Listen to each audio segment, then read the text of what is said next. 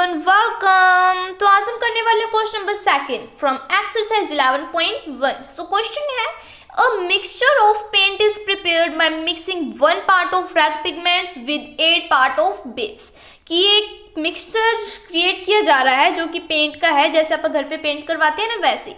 तो उसके अंदर 8 पार्ट तो बेस के ले रहे हैं और जो 1 पार्ट है वो रेड पिगमेंट का ले रहे हैं। मतलब 8 पार्ट कोई भी आप बेस ले लीजिएगा, कोई भी केमिकल मान लीजिएगा, और 1 पार्ट जो रेड पिगमेंट है, मतलब अगर आप पिंक कलर चाहते हैं, स्काई ब्लू कलर चाहते हैं, जो भी आप कलर चाहते हैं उसका 1 पिगमेंट डाल रहे हैं। ठीक है, तो ऐसे नहीं, इन्होंने बोला है कि अगर 8 पार्ट के अंदर 1 पार्ट डाल रहे हैं, मतलब 8 बेस के अंदर 1 पार्ट ऑफ रेड पिगमेंट डाल रहे हैं। तो आगे ने बोला इन द फॉलोइंग टेबल, कि हमें टेबल गिवन है, find the parts of base that needed to be added. तो इन्होंने बोला है कि अगर आपको यहाँ पे रेड पिगमेंट गिवन है तो आपको बेस कितने डालने पड़ेंगे। ठीक है, अब यहाँ पे आप देख सकते हैं कि अगर हम रेड पिगमेंट ज्यादा डालेंगे तो बेस भी ज्यादा ही होएगा। तो इससे हमें पता लग रहा है कि ये डायरेक्ट प्रोपोर्शन में है।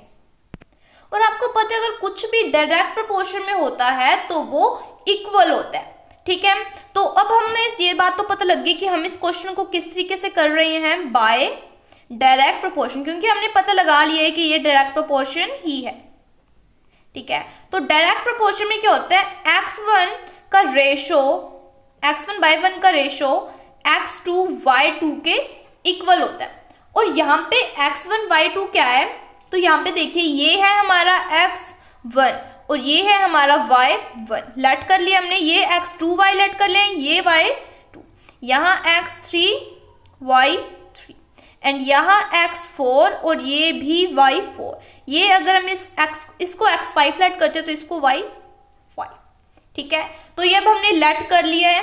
तो हमने ये भी बता दें कि डायरेक्ट प्रोपोर्शन से हमारा x1/y1 इक्वल होता है x2/y2 के। ठीक है, तो अब हम क्वेश्चन करते हैं। अब यहाँ पे हमें x1 और y1 की वैल्यू गिवन है, क्या है, 1/8। ठीक है, और x2 की वैल्यू क्या है, 4, और जो y2 है हमें उसकी वैल्यू फाइंड करनी है। ठीक है, तो यहां पे हम क्या करेंगे, क्रॉस मल्टीप्लाई। y2 की मल्टीप्लाई हम किससे करेंगे, 1 के साथ तो क्या आ जाएगा y2, एंड 4 की मल्टीप्लाई 8 के साथ करेंगे। तो यहां से हमारे y2 की वैल्यू क्या आ गई, 32। कि अगर हम रेड पिगमेंट 4 डालेंगे, ठीक है, तो हमारा जो पार्ट ऑफ बेस है वो हमें कितना डालना होगा, 32। ठीक है, अब हम निकालते हैं x3 और y3 की। x3 तो हमें गिवन है, तो हम कह सकते हैं x1। ठीक है, तो अब हम यहाँ पे x1 और y1 की वैल्यू हमें गिवन है, x3 की वैल्यू हमें गिवन है 7 और y3 की हमें निकालनी है। सो y3 की मल्टीप्लाई अगर 1 के साथ करेंगे वही आएगा, यहाँ पे हम क्रॉस मल्टीप्लाई करें और 7 और 8 की मल्टीप्लाई करेंगे, तो यहाँ से हमारी y3 की वैल्यू क्या आ जाएगी, 8 7 जा 56। ठीक है, एंड आगे भी हम कह सकते हैं दिस इज इक्वल टू,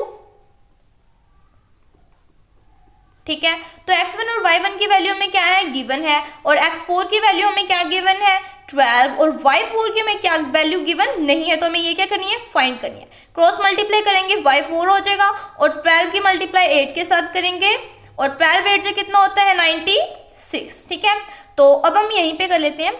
हमें पता है कि ये इक्वल होगा इसके, क्योंकि डायरेक्ट प्रोपोर्शन के अंदर जो रेशोस होती है ना वो हमेशा ही इक्वल होती है। ठीक है, तो इनकी वैल्यू में गिवन है, x5 की वैल्यू क्या है, 20, और y5 की हमें फाइंड करनी है। ठीक है, क्रॉस मल्टीप्लाई करेंगे 20 × 8, तो 20 × 8 क्या आ जाएगा, 160। ठीक है, तो ये हमने पार्ट्स ऑफ बेस निकाल लिए हैं।